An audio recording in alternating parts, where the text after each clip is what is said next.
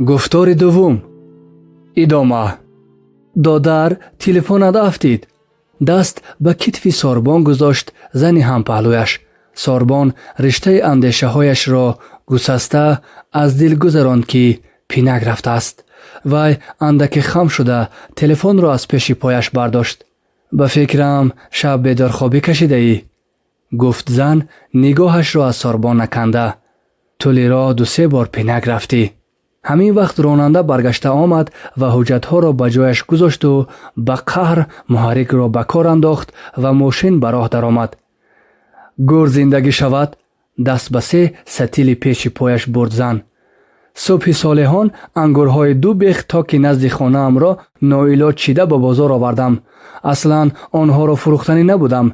نیت داشتم تا آمدن پسرم آن را در وازیج نگاه دارم تا بچه که شهریم همراه زن و بچه هایش از تاک به دست خودشان کنده بخورند.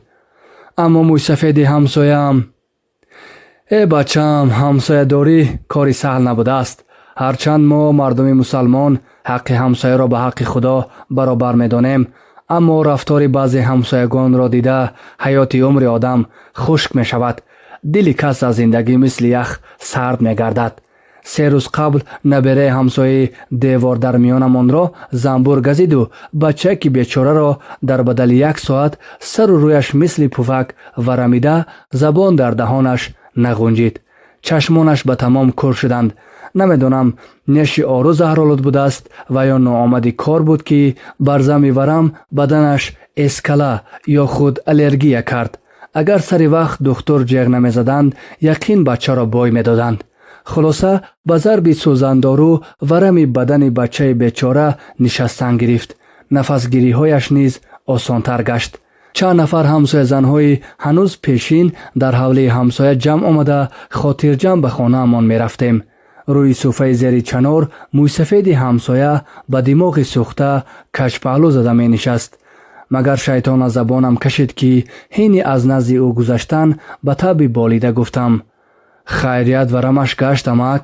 حالا حول دهانم پست نشده موی سفید اول سویم کج کج نگاه کرد و سپس از جای نیمخیز شده چون خس در گرفت. اگر یگان واقعه رخ میداد خودم میدانستم چی کار کردنم را. همسایه زنها از این رفتار او چیزی نفهمیده گرنگ ماندیم.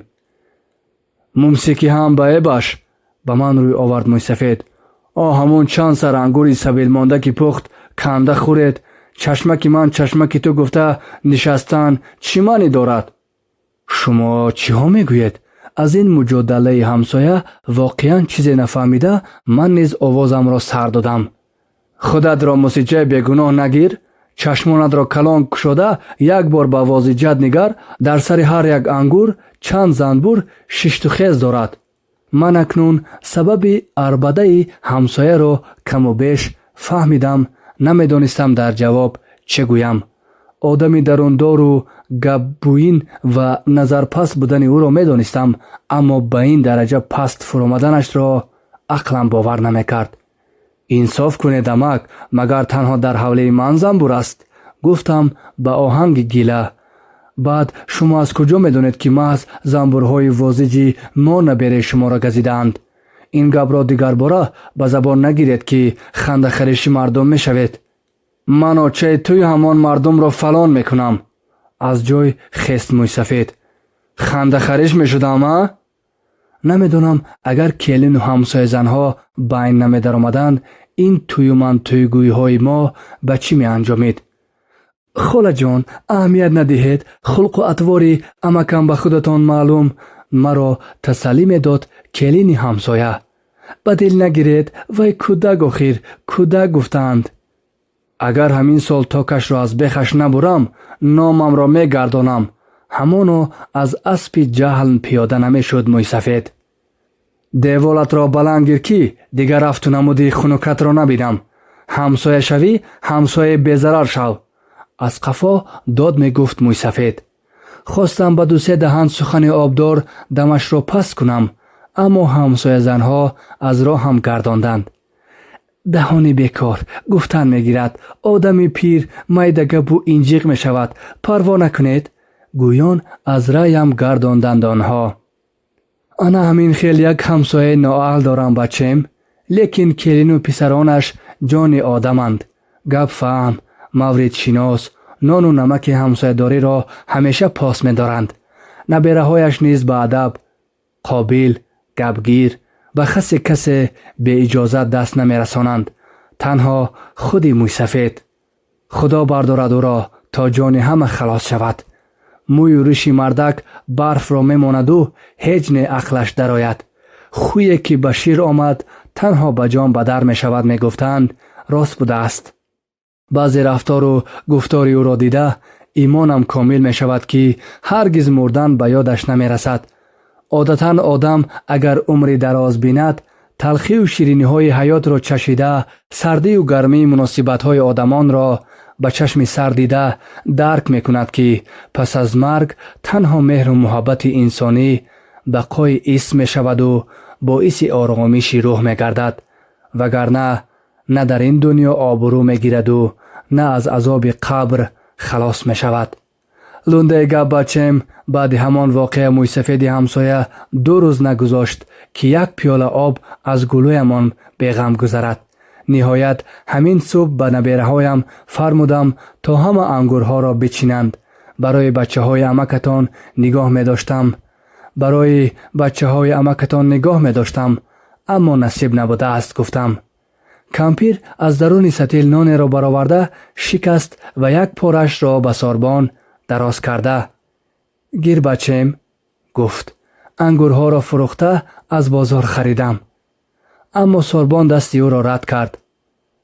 از نان روی نگردان اصرار کرد کمپیر و از چشمان ساربان دیده نبرداشته افزود. چرا یگان دهان گپ نمیزنی؟ مگر یگان مصیبت داری؟ همین شب خبر آمد که مادرم بیماری وزنین. زود رسیده آیم. معنیدار مد کشید کمپیر و بعد از کمی خم شده نانی بروی مال پیچانیدش را برگشته درونی ستیل گذاشت. مثل پرانچک ها از نزدمان دور می شوید و چشم ما مادران در راهتان چار. یک پسر من از در روسیه پی رزق و روزی گشته است. شب و روز هوش و یادم به وی بند. مبادا بیمار شود، کسی فریب دهد، 100 فکر و خیال می بردم شبها. حاضر زمانه ناتنج بچم. آدمان برای پول و مال تیارند پوست یکدیگر را بدرند. توبه. کمپیر به همین آهنگی محزون لب فرو بست. ساربان چشم به باغات و کشتزار و تل و تیپه های در سمت چپ طول کشیده دوخته در اندیشه های خیش غوطه‌ور شد. می اندیشید که 30 سال قبل به نیت دانش آموزی از دادگاهش بیرون آمده مقیم دوشنبه گشت و طول این سالها شاید صدها مرتبه به این راه گذشته باشد. وقتی امتحانات داخل شوی را سپاریده به عنوان دانشجو مشرف گشت، شاد و باد از این راه گذشته بود تا این مژده را به والدین رساند. بعداً هنگامی به تعطیل رفتن و یا مرخصیش گویا بال و پر برآورده جانب ده می شتافت و تنها از خیال آن که بعد چند ساعت به دیدار پدر و مادر و خواهر و دادرکانش می رسد در پیرههای از آوان کودکی برایش قرین و آشنا قدم می زد. از آبی راحت بخش یگانه رود دهه به کف تب دل می نوشیده و آبازی می کند.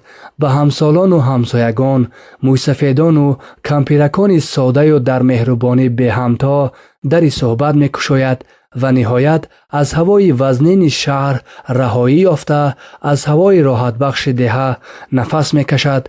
دلش بیقرار می تپید. اما این راه دلش سیاه بود. پیش آمدی بدی را حس کرده به وی دشمنی می کرد. خاطرش نیز پریشان، امواج غصه مثل گیرباد در سرش طغیان می کرد. در گوشهایش نفیر می کشید.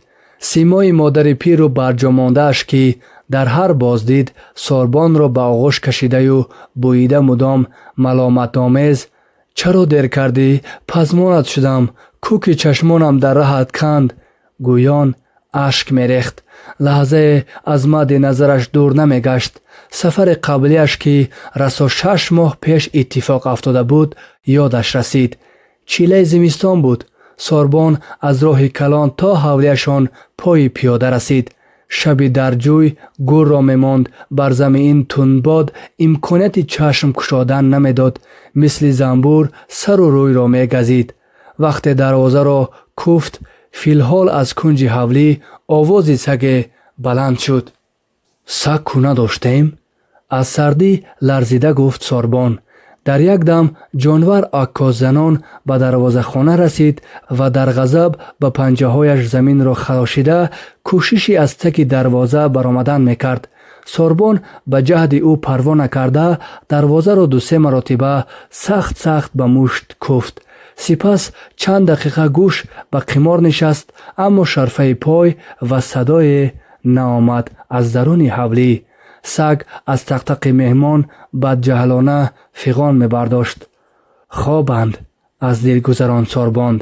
از حولی های همسایه نیز کنده اک سگ ها برآمد. همین نمیرسید. از دل گذراند او. خدا نکرده سگ های همسایه ها از سر دیوار پریده آیند. روزم سیاه می شود. دیر نگذشته آواز پدرش آمد که تور ای موره گویان به سر سگ عربده کنان دریچه دروازه کلان چوبین را باز کرد و در تاریکی چند لحظه به مهمان سینچه کارانه نگریسته نهایت شناخت و سوربانی گویان به درون خواند. 1 ساعت شد مثل بیگانگان حلقه به در میزنم. گفت سوربن گله آمیز. سگ نداشتیم. این از کجا یافتید؟ دیر که آمدی البته بیگانه میشوی. گفت پدر نیز با آهنگ گله. در 7 ماه کوچک بچه سگ تازه می شود.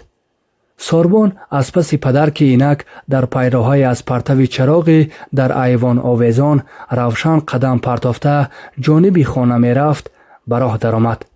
پدرش پدر 82 سالش قامتش کمان از ترس نلغزیدن زمین از برف قیراو بسته را سینچه کنان چیده قدم می گذاشت. سوربن از قامت خمیده پدر و دست اندک کج چپ او که به گفت خودش سالهای قحطی و قیمتی یک روزی سرد فصل پاییز به نیت سیب سرخی در شاخ بلند آویزان را گرفتن از درخت افتیده شکسته بود، چشم نکنده به علم می اندیشید که پیر شده است پدرش. غمی برادر جوان مرگش کار خود را کرده است. مگر آسان است در دم پیری فرزند 48 سالش را به خاک گذاشتن؟ بیهوده نگفتند مرگ پدر و مادر میراث، مرگ فرزند تیغ الماس.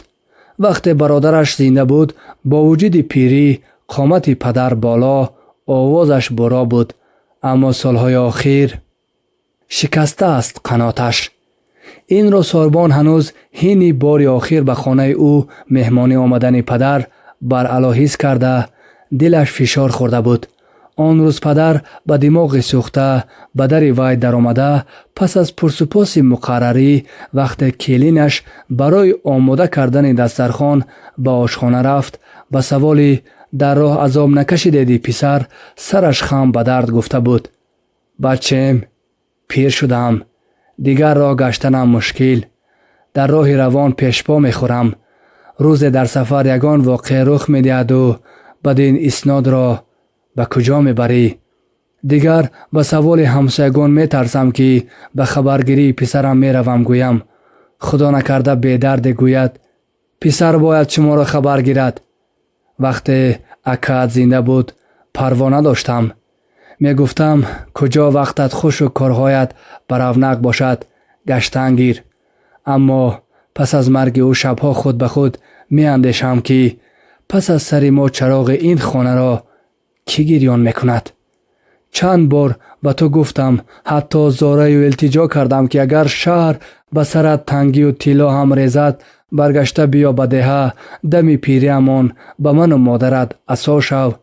گوش نکردی. نبودن جای کار را بهانه آوردی. نخواد در همین دهه خونی نافذ ریخته برای تو یگان کار پیدا نشود. 30 سال باز از آمد و رفت راه دوشنبه را هموار و چارقم را غلبیر کردم. бас будагист охир. дафъаи охир дар роҳ азоби сагро кашида қасам хӯрда будам ки дигар қадамамро ба ин ҷо намегузорам. аммо модарат як пиёла чойро беғам хӯрдан намемонад. алалхусус вақте дин аз кӯча хабари чанд рӯз дар беморхона хобиданатро фаҳмида омад, хобу хӯрро фаромӯш кард. ҳарчанд фаҳмондам ки каме тобаш гурехтааст, духтурон барои истироҳат 10 рӯз тавобат фармуданд, бовар накард. шинат ҳам менолад, хезад ҳам. умуман гапи вай якто.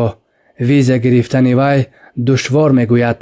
шумо як сари қадам рафта хабар гирифта оед. ӯро ҳам фаҳмидан дар кор. модар аст охир. аммо бачем, ту як чуқур фикр карда бин. ману модарат пир, офтоби сари кӯҳ. имрӯз ҳастем, пагоҳ не. худат шоҳид, рӯз аз рӯз рафту омад душвор мешавад. ҳамин рӯз 10 килобор дар дастам қариб 5 километр роҳро дар байни ду сарҳад пиёда тай кардам. дар назди гумрук навбат калон буд. қариб ним соат рост истодаму оқибат тобу тоқатам сар омад ва лоилоҷ рӯи зинаҳои симонпӯш нишастам. илоҳо барака ёбад. як ҷавон раҳмамро хӯрда ба гумрукчиён гуфт ки мӯйсафед азоб кашид, бенавбат гузаронед. бачем, аҷаб замонаҳо шуд. аз ҳарду тараф фақат пурс. ков. куҷо меравӣ? чаро меравӣ? дар кисаат чӣ дорӣ? дар гӯшаи хаёли кас намеомад ки рӯзе мерасаду дар байни ду ҷумҳурӣ симхор мекашанд, виза ҷорӣ мекунанд.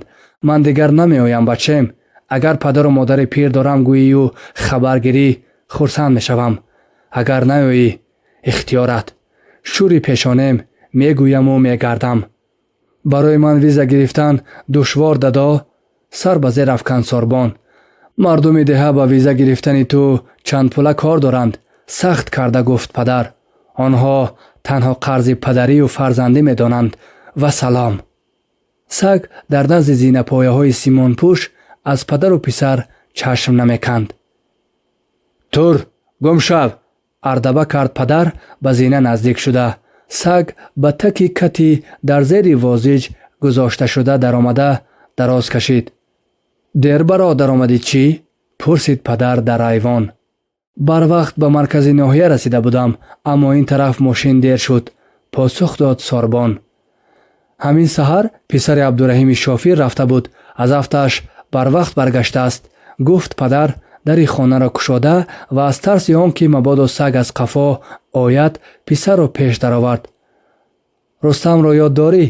ҳозир вай бо жигулии кӯнаи падараш кирокашӣ мекунад. кампир? дари хонаро кушода садо кард падар. хез, бачаат омад. модар ки дар назди сандуқи болояш як даста бор ба тартиб тах зада ғунча шуда мехобид, вазнин сар аз болин бардошта пурсид. кӣ омад? бачаат. кӯ? ларзон дастонашро ба замин тиргак монда кӯшиши хестан кард модар. Сорбон бори дасташро дар дами дар гузошта зуд худро назди модар гирифт. во бачаме! писарро ба оғӯш гирифта аз буни гарданаш бусид модар. о дар бӯяд мурад очад, туро ҳам медидагӣ рӯз будааст я? чаро дер кардӣ? аз раҳпои чашмони хирам хиратар шуд. модар мегуфту менолид. гардани писарро раҳо накарда оби чашм мерехт. Сорбон он сафар 4 рӯз меҳмон шуд. рӯзе аз хонаи ҳамсинфаш ки ба қарибӣ аз кӯҳ парида фавтида буд, фотиҳа хонда бармегашт. дар дами дарвоза додарзодаш хабар расонд ки момоям аз зинапоя афтиданд. аз ин хабари нохуш Сорбон лаҳзае гаранг шуд ва дигар ба писарак аҳамият надода ҷониби айвон рафт. модар дар назди бухории чӯянӣ дароз мехобид. дар сари болинаш нигора каме дуртар кампири ҳамсоя менишаст. акам омаданд. зуд ба по шуд нигора. модар чашм кушода бо овози хаста гуфт. бачаҷон, омадӣ? чӣ шуд ба шумо? дар назди модар зону зад Сорбон. натарс, ҳеҷ гап не, каме миёнам лат хӯрдааст. ҳозир кампири баргин тухми мурғ молида бастанд. хайрият дар куҷое гуфтагӣ доштанд, азизу авлиёҳо ва чилмазор дастгир шуданд. Ягон ҷояшон шикастааст. гуфт кампири ҳамсоя. худатон медонед, агар одами пира ягон ҷояш шиканад, баробари марг аст, дигар пайванд намешавад. Кошки мемурдам бачем, маъракаҳояма гузаронда мерафтӣ, гуфт дасти сорбонро дошта модар. дубора саргардон намешудӣ. охир то хабар ёфта меомаде ки маро бурда зери хок мекарданд. мегӯянд ки виза гирифтан як дарди сар. баъзан чолу кампир танҳо монда ба якдигар дарди дил мекунем. падарат мерасонанд ки сари вақт ба ҷанозаамон расида наметавонӣ. охир мо дигар кӣ дорем? хоҳарат мушти пар, дасти тобутамона мегирифтагӣ фақат худат. аз гапи мардум метарсем. мабодо ягон байддаҳан гӯяд ки рӯзи ҷаноза ягона писараш ҳозир нашуд. охир бачаи мардум бедарданд. аз куҷо медонанд ки дар дунё виза ном булаҷаб чизе барои омадани ту зарур аст? ҳарчанд падарат чандин бор фаҳмонданд, то ҳол сарфам намеравам ки барои чӣ рӯз аз рӯз рафту омад мушкил мешавад. замони пеш душанбе рафта омадан мисли софу бод буд. ёд дорам акаи раҳматият ҳангоми донишҷӯияш кай хоҳад омада мерафт. як пояш ин ҷо бошад, пои дигараш дар шаҳр буд. ману падарат чандин бор ба хонаат меҳмонӣ рафта будем. ягон кас виза намепурсид. ин бало аз куҷоҳо пайдо шуд? ба корҳои подшоҳамон ҳайронам. монанд мардум бемалол рафтуҳо кунанд. беҳуда бобоҳоямон нагуфтанд, меҳр дар чашм аст. одам агар рафту омад накунад, бегона мешавад. бегона саги девона мегуфтанд модарам, раҳмати бибият. писари хурди Абдулвоҳид муаллим ба ҷумагии падараш наомаду байни ду авлод муҷодала бархост. хоҳаронаш ба авлоди зани ӯ даъво карданд, ки акамонро духтаре беандешаи шумо омадан намонд. аз пулаш тарсид, таъна мезаданд онҳо. хайрият ҳамон рӯз падарат аз душанбе омаданд ва хархашаи худоҳоро шунида гуфтанд, ки бузургмеҳрро дар сарҳад диданд ва азбаски барои иштирок дар маъракаи падар дар даст барқия надоштааст, ӯро иҷозати гузаштан надодаанд. агар ҳамин гапро намегуфтанд, худо медонад гилагузориҳои онҳо ба чӣ меанҷомид. خدای عبدالواحد معلم تا حال برای از تهمت ناحق خلاص کردن از پدرت منتدار است. ادامه دارد.